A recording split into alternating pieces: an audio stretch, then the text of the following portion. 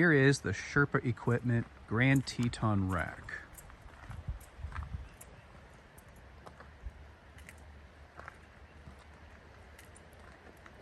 Things that I love about this roof rack, kind of the number one selling point was the mounting.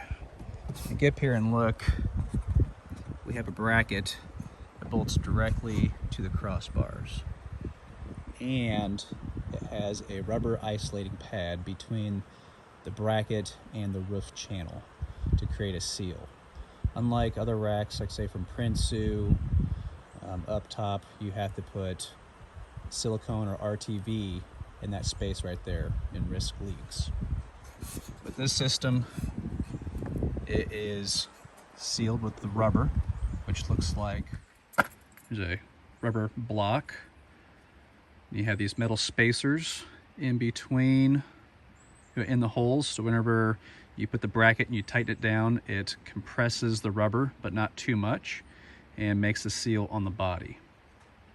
Another huge benefit of this type of rack is the load path, meaning when you set something on the roof, say a ladder or a rooftop tent, it's going to take the load directly to the roof rail.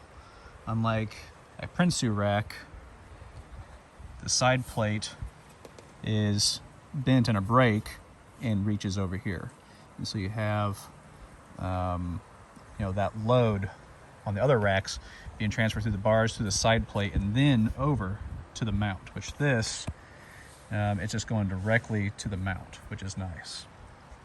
If you have a roof rack or if you have a sunroof, you can still open the sunroof. Here is the finish. You can get it in bare aluminum or textured black powder coat.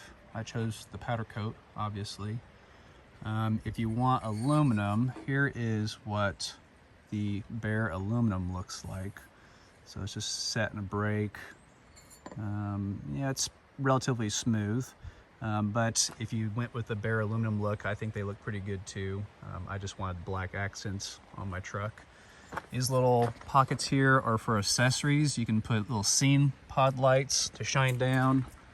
You can also get handles. They have all sorts of other accessories to mount to the sides for awnings, rooftop tents, roto packs, max tracks, all that.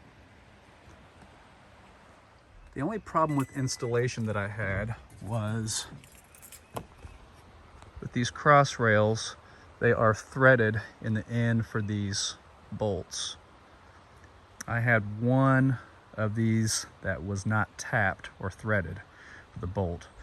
Being handy, I had a tap, I think it was a 1/4-20 tap, just tapped it out and was able to install the bolt.